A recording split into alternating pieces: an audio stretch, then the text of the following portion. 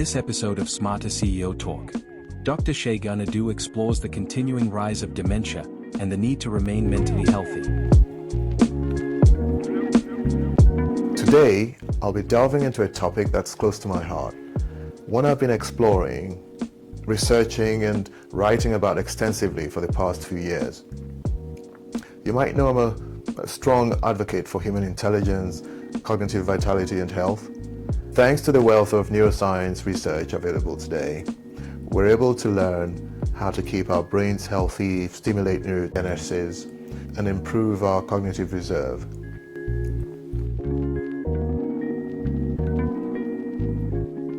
Let me start with a question. Why is it that so many people are so deeply fascinated by AI, how they think, learn, and evolve, but we rarely take the time to learn about the most powerful natural supercomputer that we already have? Yes, I'm talking about the human brain. In recent years, AI has taken over the public's imagination. People spend countless hours watching tutorials, prompt engineering, LLMs, learning AI lingos, trying to figure out, how these machines work, diving deeply into machine learning. There is so much enthusiasm about, the potential of these machines. But here's the thing. We're spending all this time learning how artificial minds function while remaining surprisingly unaware of our own. And that, my friends, is something I'd like to explore today. So in this video, with my trusty brain model right here, we're going to, one, get to know some key parts of the human brain, the very structures that allow us to think, remember, feel, create, and be conscious. Two, then we'll take a look at Alzheimer's dementia, a condition that tragically damages these very systems, and understand exactly which areas are affected as it progresses. By the end of this video, you'll understand your own brain much better, and hopefully you'll see why taking good care of it is more important than ever. So let's dive in. First off, let's talk about just how incredible the human brain really is. Your brain weighs about 1.4 kilograms or 3 pounds, roughly a bag of flour.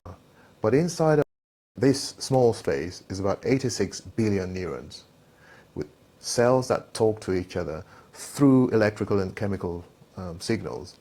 Each of these neurons can talk to thousands of others, creating a vast, intricate network which monitors and instigates everything you do, like thinking, remembering, breathing, walking, feeling love, solving puzzles, dreaming, even being aware that you exist. All of that starts here. So let's take a quick tour of the brain using this model. I'm going to show you a few key areas that you should be familiar with, because understanding these parts can help you better understand how we function and what happens when things go wrong. So one, the cerebral cortex, the thinking cap. This is the wrinkled outer layer of the brain, the part most people picture when they imagine the brain. The cerebral cortex is divided into 4 main lobes. The frontal lobe, which is in the front of the brain. This is your control center for decision making, planning, attention, reasoning, movement, and personality. It's also the seat of our executive function. So it's like a CEO managing the rest of the brain. The parietal lobe is the top middle area. This helps you process sensory information like touch, pressure, temperature, and spatial awareness. The temporal lobe are the sides of your brain. This is essential for memory, language comprehension, and emotional association. It includes the hippocampus, which we'll talk about a little bit more soon. The occipital lobe is the back of the brain. This is your visual processor. It takes signals from your eyes and helps you interpret them into meaningful images. 2, the limbic system, your emotional core. Inside the brain, beneath the cortex, you have the limbic system. This includes amygdala, which is involved in processing emotions like fear and pleasure. The hippocampus, which is crucial in forming new memories and spatial navigation. The thalamus and the hypothalamus, responsible for relaying sensory signals and regulating, feelings like hunger and body temperature. These deeper parts of the brain evolved earlier in our species and are heavily involved in instinctive behavior, emotion, and memory. 3. The brainstem and cerebellum. The life support and coordination units. The brainstem controls vital automatic functions like breathing, heart rate, and blood pressure. The cerebellum, located at the back of the brain, just right here, under the occipital lobe, is your balance and coordination center. It helps fine-tune movement.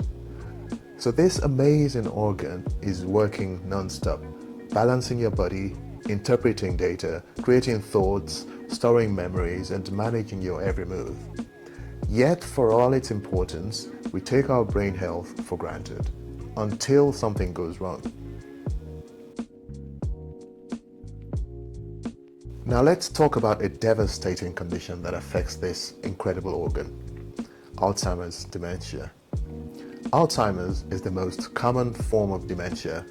It's a progressive, degenerative brain disease, which means it gets worse over time and causes brain cells to die.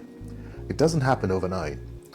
It creeps in slowly, often unnoticed at first, but over years, it can rob a person of their memory, their ability to think, to recognize loved ones, and eventually their independence.